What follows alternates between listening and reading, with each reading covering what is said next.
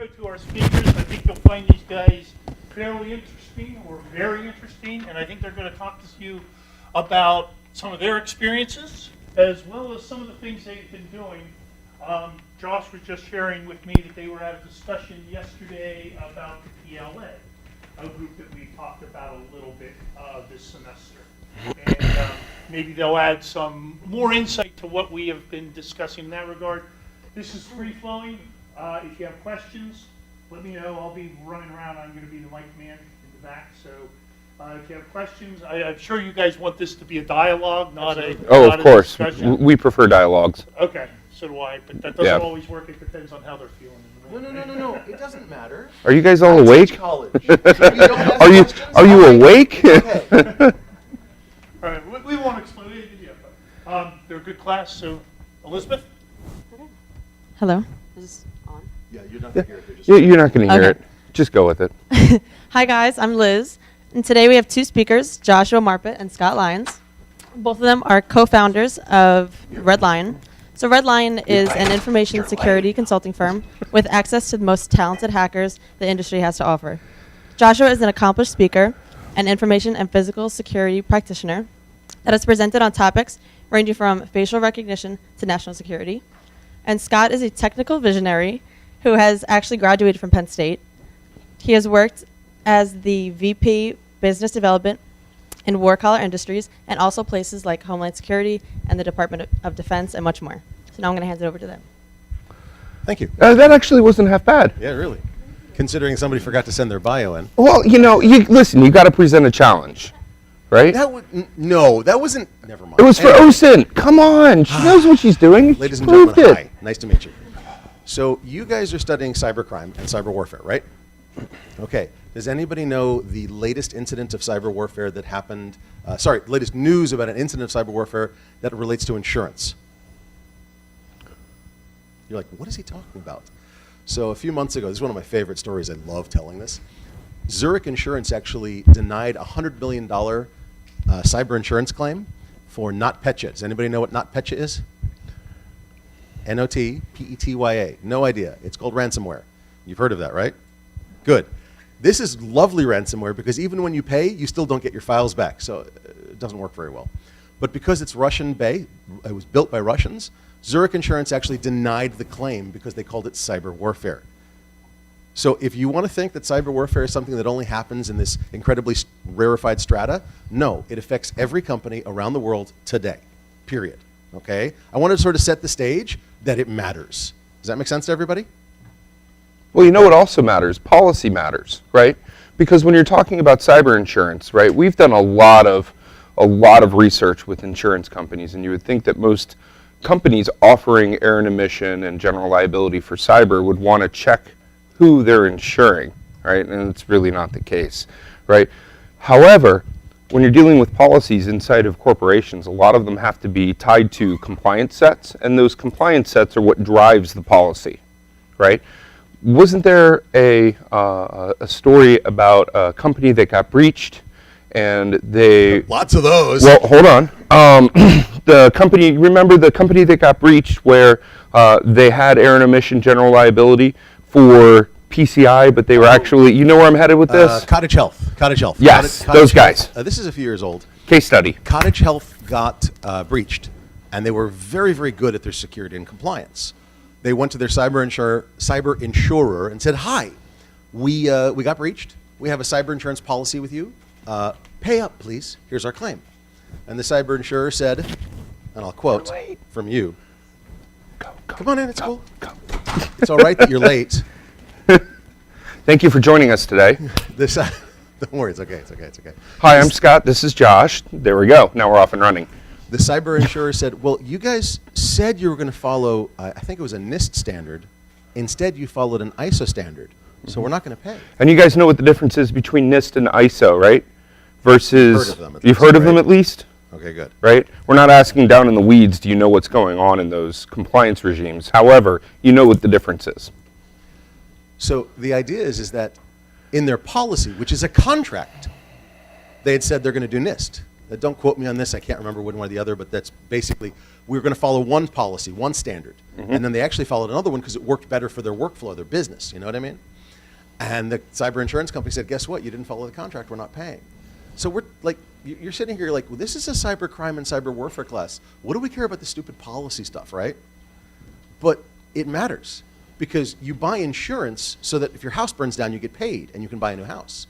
You buy insurance so that if somebody breaks in and steals your Xbox, sorry, not an Xbox, it's PS4, come on, or whatever. Next. You can get new ones, right? So we have ways to hedge our liability. And it works for corporations, that's cybercrime. It even works for governments. Did you know that there's governmental insurance on various things? There is. It's a bit weird, but there is. But cyber warfare is covered under some very expensive policies, okay? But if there are so many loopholes, like I was a cop in Louisiana during Katrina, and when the insurance companies came around and said it wasn't a storm, it was groundwater rising. That's known as a flood. But they got out of paying billions of dollars of insurance because of it. Yep. If there are loopholes, if there are ways to get around these policies, you're going to screw a lot of companies and a lot of countries. So what you're saying is it's not what you say, it's how you say it, right? Well, no. That's good in verbal communication, but what I'm Right. saying is that read your contracts carefully. Now, why am I harping on insurance? I kind of want to make it real to you. Okay, that's why we're starting there. Making it real to you makes you realize that if your dorm burns down and you didn't have renter's insurance or your house that you live in off campus burns down, you have renter's insurance to cover your stuff, right? Or somebody breaks in and burglarizes, you have insurance to cover your stuff. But if your corporation gets a breach and you have cyber insurance and the cyber insurance is so bad that you can't collect, that's a problem. And you're probably going to be calling us. Does that make it real? Does that make it like a little more realistic to you that this actually matters to normal people? This is not just some, crazy weird thing that only government wonks think about, right? Does that make sense to everybody? Wait. Is that a technical term? A wonk? Yeah. Yeah, there's policy wonks, there's security wonks, there's insurance wonks. Right. Basically gurus. I couldn't help myself, I'm sorry. It's a term. So at the end of the day, when you do get breached and you say, oh no, what do I do now, right? And we've had companies actually say this, people who call us, right? So I'm Scott, this is Josh. We're going to add on to your intro, which was wonderful, by the way. I'm the CEO of Red Lion, right? Josh is the COO. We're both founding partners in Red Lion. We're a boutique compliance and security firm that services corporations between Fortune 5 to Fortune 5,000. And government agencies. And government agencies, right? So a lot of what we've talked about with the opening comments, right, has been focused around cyber war, cyber warfare, policies, procedures, and basically how you govern your business, right? But unfortunately, we've seen a lot of examples where companies have an absolute issue with trying to get this done, right? So out in the real world, right, there's what's known as the golden rule. They who make the gold make the rule. Those who have the gold make the rules. Yeah, well, it's some sort of a variant, right? And what that really says is sales rules the roost, right? So when you're looking at companies and looking at businesses, start with the money, okay? If you're in an audit role, where do you start with? Start with the money, right? Because everything else around the company, their widgets, their products, whatever you want to call them and classify them as, all tie back to the money. And then the rest of the business goes around that widget, that product, whatever it is, right? So more often than not, a lot of corporations and companies, from what we've seen, have sort of cantankerous sores, if you will, of despair. Yes, walk with me. Okay, he uses the wrong words all the time. Just use your imagination, okay? They have issues with the other groups that are around sales, right? On how the company grows and how the company builds, right? You get people like me using words that are just disparate and nonsensical, right? You use that one right. Well, yes, there we go. All right. I've been to school, I swear. You went here. Yes, just so I we're did. clear. So when This you're is not boding well for the reputation of your school. Let's bring this back to cyber warfare, cybercrime. So when you're looking at businesses, right, being able to secure a business from the inside out or from the outside in, you have to look at it from not only an attacker's perspective but also defender's perspective, right? So when you look at a business from the outside, what does an attacker see? And that's what you have to ask yourself, right?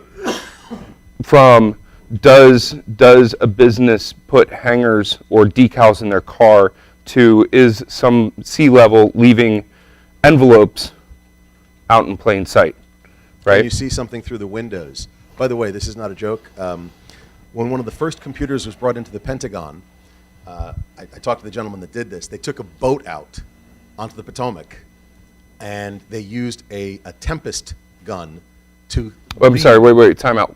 What is a Tempest gun? Okay, before flat screens, they had CRT monitors, right, the tubes? And the electron gun would paint the in a raster format. It would go across like a dot matrix. Okay, I'm old. Anyway.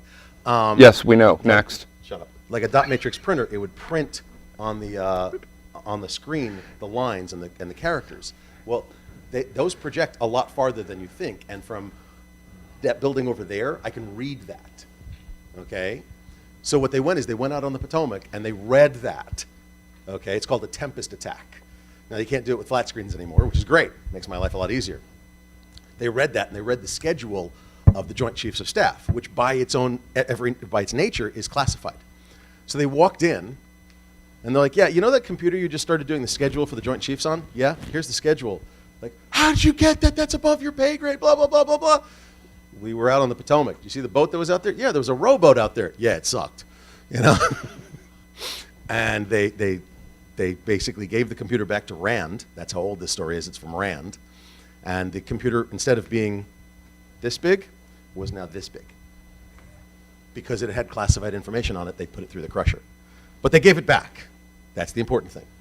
It was a demo model. They hadn't paid for it, but they gave it back. So the point is that there's all kinds of attacks. There's all kinds of things you can do. Cyber criminals, sorry, let's take this back. This class is about cybercrime and cyber warfare, right? What do you guys find most interesting, cybercrime or cyber warfare? Feel free to speak up. Don't. That was not rhetorical. Yeah, feel free to speak up. Don't everybody answer at once. By the way, you know that they're the same, right? What do you mean they're the same? Well, how many ransomware gangs were actually government-backed or government-affiliated? Most of them. How many Chinese hacking crews are government-affiliated? That's a really easy answer. All of them. Why? Because they'd be shot otherwise. That's not rhetorical or metaphysical or metaphorical in any way, shape, or form. We hope the best for all of them. However, the likelihood is that something bad will happen. I think I just mentioned the best. Yes. Anyway. So if all of these hacking crews are government affiliated, or most of the hacking crews are government affiliated, how about the U.S.? Are they government affiliated here in the U.S., the cybercrime gangs? Well, yes, but they're mostly affiliated with the Russian and Chinese governments. What interests you guys the most about cybercrime or cyber warfare? Show of hands. Anything? Anybody? Am I that boring? I'm that boring. How about you? I told you. I wasn't kidding. If you don't answer, I'll make you answer. Here, use the microphone. Remember, we're on live stream. We got to get it. Just like it's very hard to trace the person that did it sometimes. Like there's a lot of attacks that Attribution. Yeah, I had an interview question that was like, how do you find out who attacked you? And I didn't really know how to answer it because a lot of the times you can't really find out. It's like very hard. 90% of the time, attribution is literally a toss of the dice. And as a joke, somebody made attribution dice, and it says North Korea, Cuba, Russia, China. On all the faces of the dice. And it seems like they just chuck attribution dice at the wall. The states, the nation states was one, and then what vector they used, So it was the next. North Korea did it by a malware attack. It's like the game of Clue. It's ridiculous. Great question. Attribution is tough. Attribution meaning being able to trace back who did it, how they did it, why they did it, what they got out of it, et cetera. A lot of times what they got out of it and how they did it are actually not hard. It takes some work, but it's not hard. Who did it? Because you can bounce it off servers across half the world. I know US hackers, black hat people, that bounce it off servers inside of China. Yep. Or bounce it off the Great Firewall of China because they go, China, we're done. That's it. That's as far as you can trace it back. So they're like, nobody's ever going to get me. So Funny story. We actually met a gentleman. I'm not going to say his name or what company he's affiliated with. However, we met a gentleman. We were at a conference this past week for security called InfoSec World.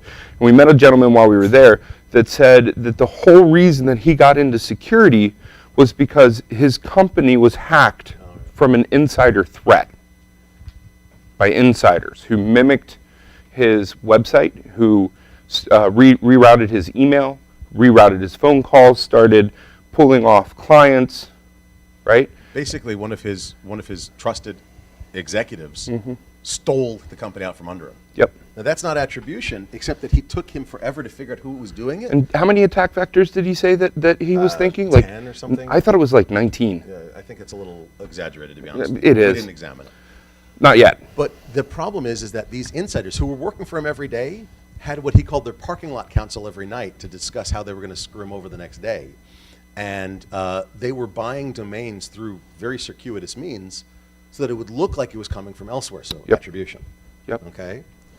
Somebody else. How about you? Lumberman, come on.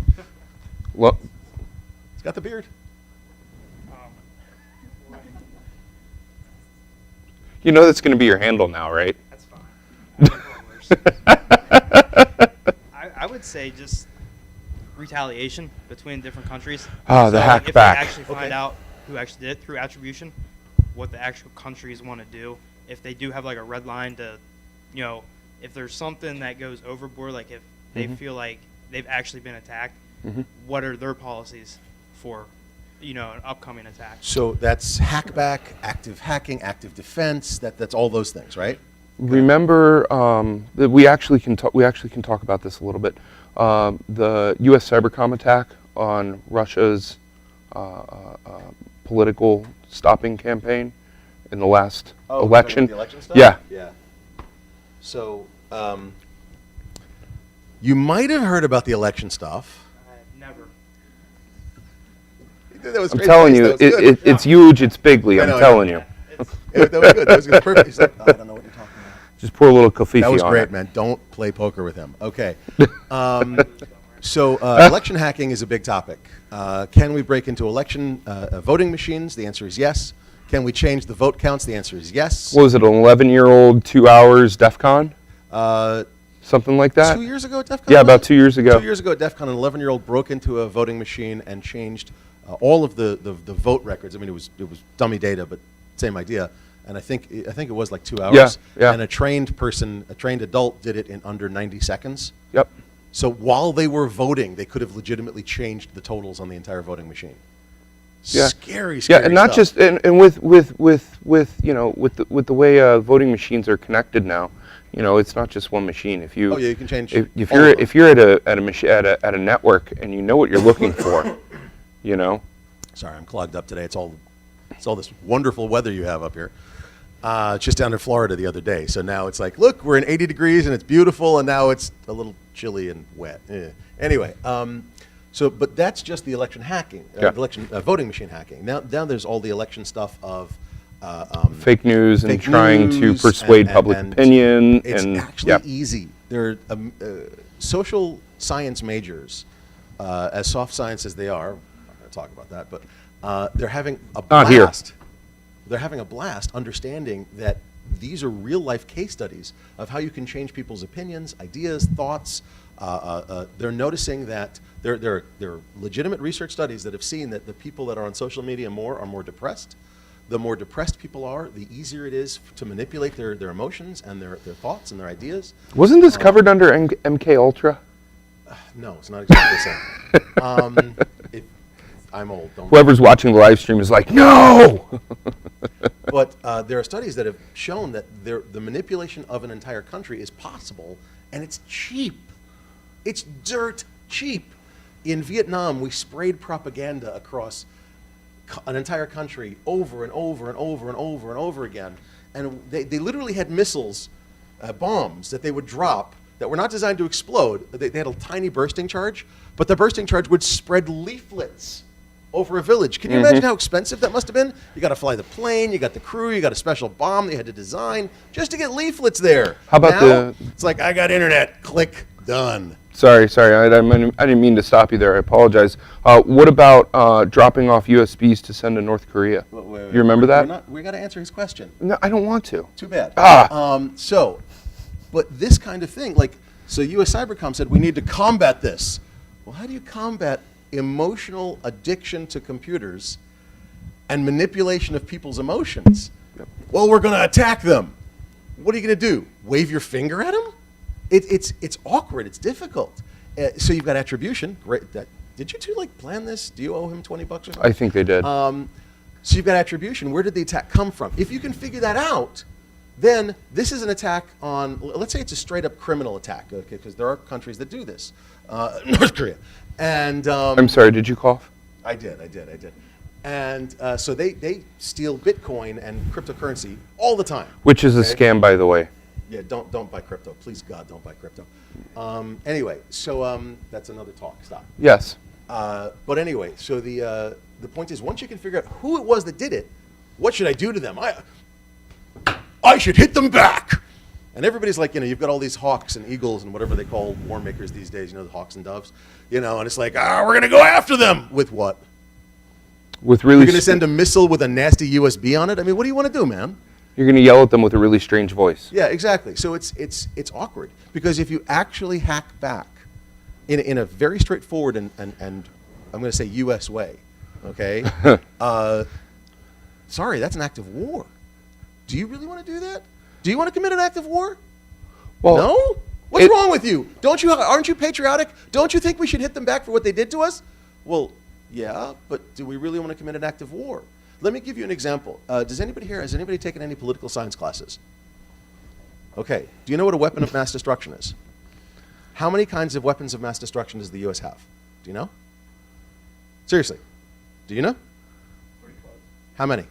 How many? How many types? Oh, how many types? Yeah. I would say, well, Officially. chemical, biological. Yes, we are. Officially, how many types of weapons of mass destruction does the U.S. have or could use in warfare? Well, if you're going to combine them all, yes, one. No. We are not allowed to use chemical, biological. We're not allowed. Right. We have our treaties and laws that say we're not allowed. Officially, the U.S. has 1, nukes, period. That's it. So we constrain ourselves artificially, and that's a good thing. Don't get me wrong. I'm really not happy with the idea of chemical or biological weapons. It's kind of rude, nasty stuff. Zombie plague, bad. I'm just going to say it, okay? But other countries don't have the same constraints. So when they attack us through some nasty little psychological warfare, election hacking, whatever, and we go, well, we should, because she said it. I got to go hit somebody for that, right? No. We're not going to talk about that here. Stay on topic. I am. Okay. When she says I've got to hack back, look how warlike she is. Come on. She's vicious, man. So I've got to hack back. I've got to perform active defense, right? I'm sorry, he's just generalizing. Okay.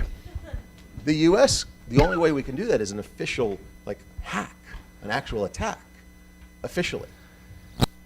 And that's an act of war. So the problem is, how do you moderate? How do you measure your response?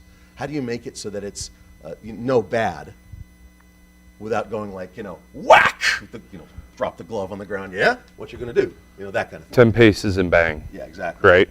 Because bang is But pretty it's ugly. not just, Josh, it's not just nation states, right? It's also corporations that have to worry about this as well, right? Even though we haven't seen a corporation yet attack back, the real question is, where's the liability and the risk? Okay, if you cause damage on someone's servers that affects their income, remember sales, right? Where's the risk in that? To whom? The risk to whom? Exactly. That's No. Seriously. What risk? What are you talking about? Well, you've got attribution, you've got attack back. I need you to explain. Yeah. You said, where's the risk in that? Where is the risk in that? To whom? Who's the risk to? To the person you just got attacked? To the attacker? To what? Well, if you're coming out saying, I feel that you've offended me and I'm going to attack back, right? Where's the risk in that? Are you accepting the risk? Is the other company who originally attacked you accepting the risk?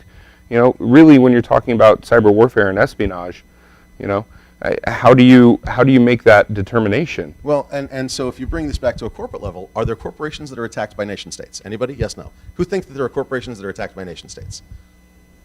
Good, there are. How many nation states are attacked by corporations or individuals? Anybody? Well, individuals. Does anybody think that it happens? Individuals, yes, but if you look at the government as a corporation. You're pushing it a little bit. Okay. If you, okay, let me re-ask the question because I get interrupted. Yes. How many people think that governments, nation-state governments, get attacked by corporations or individuals, whether deliberately or accidentally or unintentionally or whatever? Anybody? The answer is yes. And like sometimes it's unintentional. The U.S. government, for example, owns a lot of IP space. Every IP on the planet gets scanned about every 6 seconds. Okay? How long does it take to scan the entire internet? Well, I'm not saying it's done by one person, Right. but how long does it take to scan the entire internet? Yeah, the entire internet. How deep of a scan do you want? Quick scan. Headers only. Oh, that's it? Yeah. I think it's 4 days. And you guys know what I'm talking about by headers, right? Basically, the Yes, top yes. the top side of a website. Yeah. Just that it is a website. Just that it's you're pulling down that the website is there and what technologies it's using. That's it. So It's about called the 4 head- days. Yeah. About 4 days, I think. Yeah. I ran Nmap against, and I extrapolated, and yeah, it was like 4 days for the entire internet. We know people that have scanned the entire internet at various levels of complexity. Okay, so anyway, so every government gets their IPs scanned, their addresses scanned every 6 seconds by somebody or another. Is that an attack? Well, the courts have ruled that port scanning is not an attack, and it's legal to do. Okay, but how about attacks? Every time you put a new computer on the internet, if there is a vuln for that computer, it will be owned in about 6 minutes. That's the average time to ownage. Okay, if you take an older version of Ubuntu, and I tried this, and put it on the internet bare, no firewall, no antivirus, none of that crap, and wait, it takes 6 minutes for it to be owned. That's scary. Okay, so when grandma sets up her Windows XP machine and says, "Oh, I can connect it to the internet now," oh dear God. Which we can totally see Grandma is still having Windows XP. Well, I mean, that's what she knows. Why are you telling her not to have it? Come on, what's wrong? Because ME was such a better addition than XP. I need to kill him. Excuse me for a second. Okay. Sorry, we have fun. You have cyber warfare, you have cybercrime. Does it matter to you? Let me ask you a question. What are your career goals? Anybody? Do you have any idea? I want to do something with computers. I have no idea. Ask me what I want to do when I grow up. I think I finally have an answer. It's only taken me about 50 years to get there. Yeah, when I was going through Penn State, I went through Penn State Harrisburg in the IST option, right? I wanted to go into project management, right?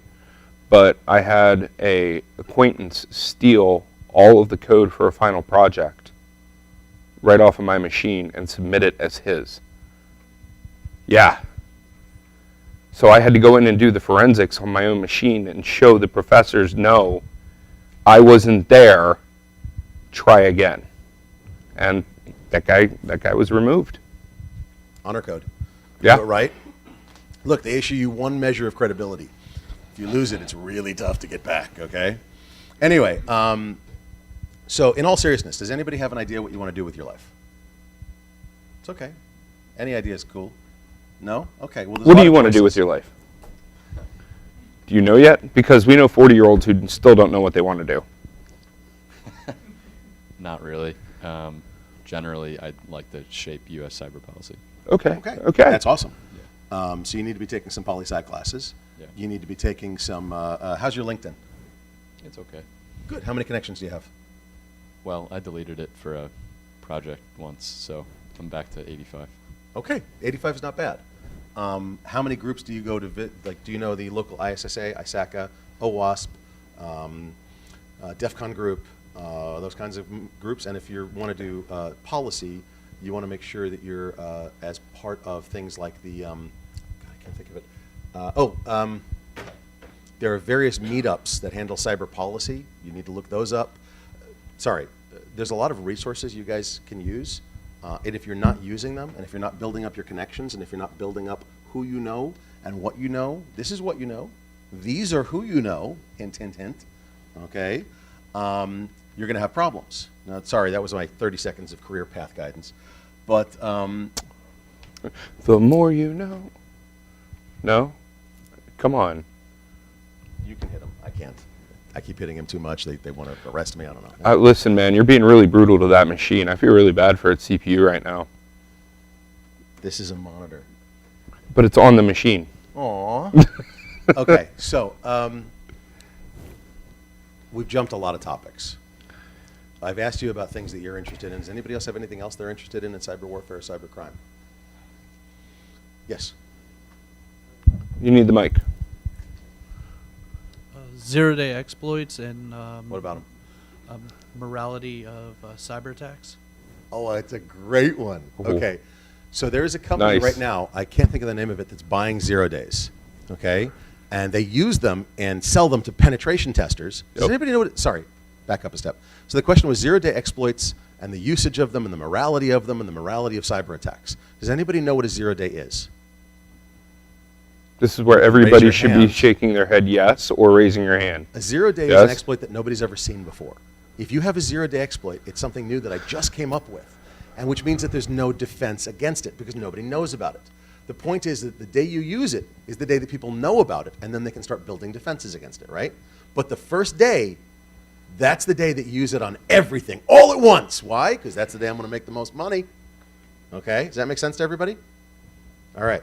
What was it, a couple of years ago? It felt like there was an O-Day coming out Well, every week. there- One O-Day a week. The point is that the O days or the 0 days were coming out fast and furious because it was more along the lines of street cred.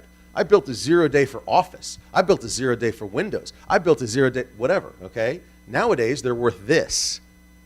You don't drop them, you don't drop a 0 day anymore for street cred, for hacker cred, for whatever. You sell it for $1 million. I mean, if you're doing it for the lulls. No. There's a guy in Thailand who is a digital arms dealer. Not a joke, okay? And you tell him, he has a list. You say, I've got number 4. He goes, really? You go, yeah. He goes, cool, meet me in Thailand. You go to Bangkok, you meet him at a table in a restaurant. He has a laptop. You show him the 0 day. He hands you a bag full of cash. Yep.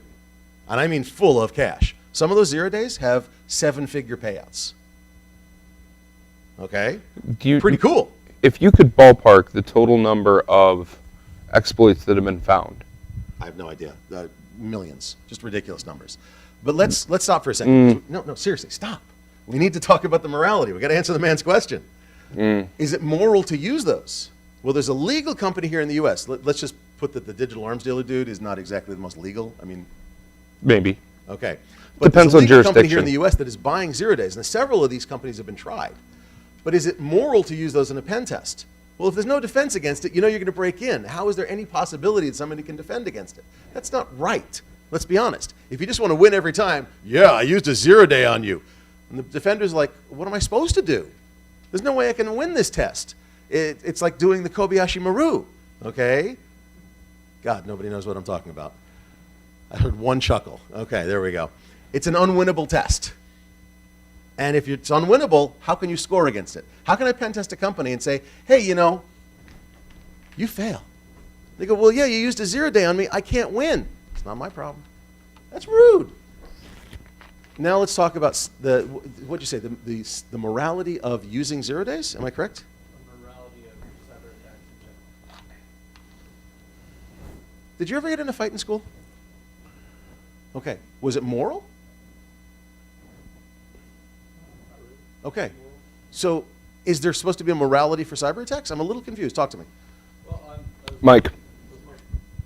I was looking at the perspective of the U.S. being a nation state and our morality of not engaging in cyber hacks, but at the same time using subterfuge to still do cyber attacks.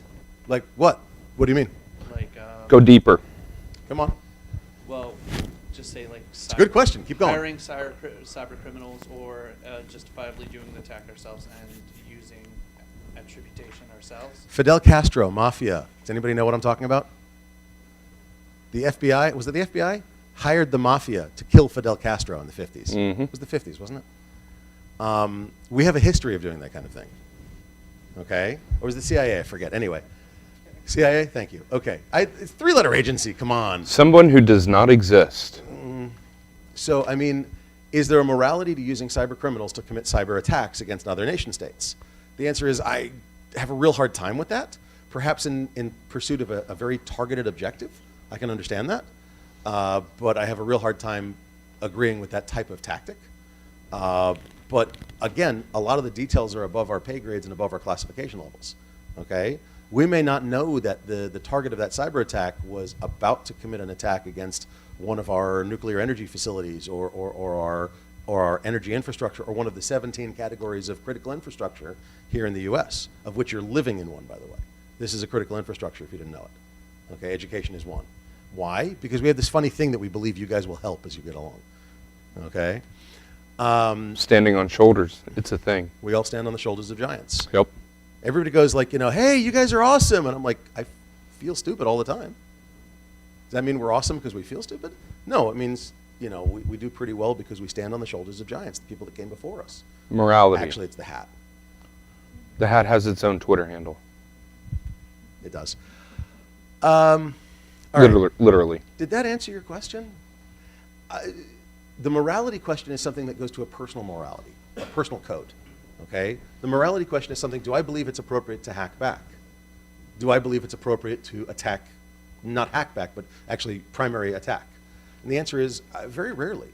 Very, very rarely. We get paid to do it. We do penetration testing, open source intelligence. We do all kinds of interesting security things. We're primarily a compliance company, but we have a security background, so we bring that across with us. Yeah, we come from the hacker community. I run B-Sides Delaware, which is a 500-person hacker conference in Wilmington, Delaware. We're staff at DerbyCon, ShmooCon, DEF CON, a dozen conferences. B-Sides DC, I'm on the board for. Okay, another B-Sides conference, a participatory hacker conference. Yeah, and I was one of the original organizers for B-Sides Baltimore. So, but we're on the white hat side, regardless of the fact I'm wearing a black hat. Well, it depends on who's paying. No? Okay. No, it doesn't. We're on the white hat side. I'm only kidding. And we don't perform attacks unless we're testing somebody's infrastructure. That's fine. We're testing them with their full knowledge, cooperation, and they're paying us because we like money. But that was a joke. No, I actually do like money to a certain extent, but that's okay. It's acceptable, right? But to do this as a living, to be a cyber criminal, the morality to them is their own morality. Morality is individual. Like I said, you get issued one measure of credibility. What you do with it is your choice. It's just like the choice between being a white hat versus a black hat versus a gray hat. What I said just now was depends on who's paying. That all comes down to morality, right? Where do you find yourself on that line, right? What are your social effectors that have pushed you in that direction? I also want to point out that in Russia, we are white hats, by the way. There are people that get a paycheck, wear a tie, carry a lunchbox, go work in a cubicle, have health care and benefits and retirement, and they write malware for a living. Mm-hmm. Because in Russia, it's legal to do so for the purposes of testing. What happens is that malware then gets sold to a company, which is just a little shade grayer. And it gets rented out to a company, which is a little shade grayer. And it gets rented out to another company, which is a little shade grayer. And eventually they're using it for crime. But the people that wrote it, they have service level agreements if there's a problem with it to fix it. Yep. Service level agreements. Like it's Microsoft Word or something. No, it's malware. But it's legal to write in that country. In Russia, it's legal to reverse engineer. Okay, so you build a program and you didn't patent it in Russia, they can legally reverse engineer it, build their own, and sell it. Okay, in China, I believe it's legal to reverse engineer as well. Even though they have a patent process, they literally, there are programs out there that I'm not going to name. I gave your professor a card to talk to somebody about this. Hopefully you can get a presentation on it. But there are programs to recruit university students and professors and workers at factories and design firms and whatever, to recruit them to take intellectual information, intellectual property, and send it back to various countries. Okay, PLA. And is that moral? To them, it's moral because they want to succeed. But then when you're attacked, can you attribute it back? The ends justify the means to them. Mm-hmm. Okay? To us, we'd say, no, that's not moral, that's not legal, that's not right. But then again, we have to, back in the 1800s, the British called it the Great Game. It was the game of intelligence. It was the game of spyware, spycraft, and tradecraft. It was the game of we need to stay ahead of you, so we're going to do whatever we can to keep you down and keep us up. Steal what you have, give you misinformation, whatever. This question, this morality question, has been going on for hundreds, if not thousands of years. I have yet to find a satisfactory answer, nor do I expect to in my lifetime. If you're a patriot, you believe that whatever makes your country better is right. If you're an ideological zealot, you believe whatever advances your ideology is right. If you are try to be fair, it's whatever is fair. But I'd love for you to define fair in a way that's epistemologically absolute.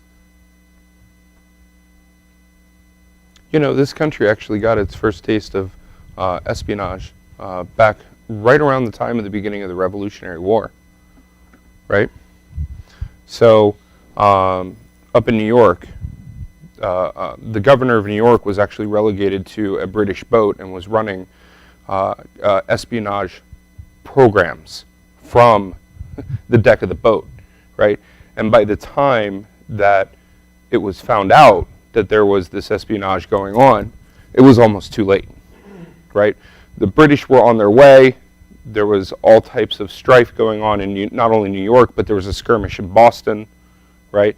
Washington's camp was down in Manhattan, and the governor, Tyrone, who was on the Duchess, right, that was parked in the bay, right, actually had recruited Washington's closest people, his lifeguards, who nowadays you would call the Secret Service, 5 of them actually, that when the British got there, to assassinate all of the top generals of the colonial army. So you're talking about, again, this is country versus ideology versus morality versus a lot of different things. I mean, going back to the Revolutionary War, we were supposed to send all our raw materials to England where it would be machined and manufactured, and then we'd buy the finished goods. And they'd make a crud ton of money on doing that, right? So we started building, in America, rifling machines for firearms and furnaces for actually refining the iron ore and things like that. Had to do it in secret, okay? And I grew up in northern New Jersey, and there's a town there called Ironia, and it's because all the iron mines that were there. And they actually built furnaces in secret in the woods to actually refine the iron ore. So the way that they knew how to build those furnaces, they actually went and learned in England and came back and brought the knowledge back with them. Today we'd call it intellectual property theft. Okay, and today we do it over an internet connection. Back then they did it by traveling for months and years to England, spending years learning and then bringing that knowledge back. Is that moral? Is that legal? Is that right? I'd love to hear your answers. So you raise a really good, I'm sorry. Go ahead. I'm going to say... And I'm putting you on the spot. Please understand, I'm not trying to be a jerk to you. But I want to point out to you that what you're asking, is it right, is an asking of an absolute. And absolutes are really difficult, man. I was going to say yes on both counts, in my opinion. Okay. So you're agreeing that intellectual property theft from another country for the purpose of advancing your country is okay? Yes. Any type of intellectual property theft? Unfortunately, to blur the lines would only make it worse, so yeah, just keep it That's a clear-cut. fascinating position. And I didn't do this to put you on the spot. Please forgive me. I'm not trying to be a jerk to you. Okay, I hope you understand that. But I want to point out to you guys that cybercrime and cyber warfare are not different things. They are at heart roughly similar things. The motivation is all that changes them or is the difference between them. Cybercrime is for money, right? Well, yes, but if I do it to fund a country's wars, is that not cyber warfare? Okay, I guess so. And so you've got a motivation question that is all that differentiates the two. And then you've got a morality question of, is it right to do? And again, does your motivation answer that morality question? If your heart lusts for money, and that's all that you live for, and you commit cybercrime, is that right? Well, by your lights, it is. By my lights, maybe not. And it gets really fuzzy. And I apologize, but you brought up the concept of fuzziness, and that's perfect, thank you. It gets really fuzzy here. So we have to set our own boundaries, our own code of ethics and scruples and morals.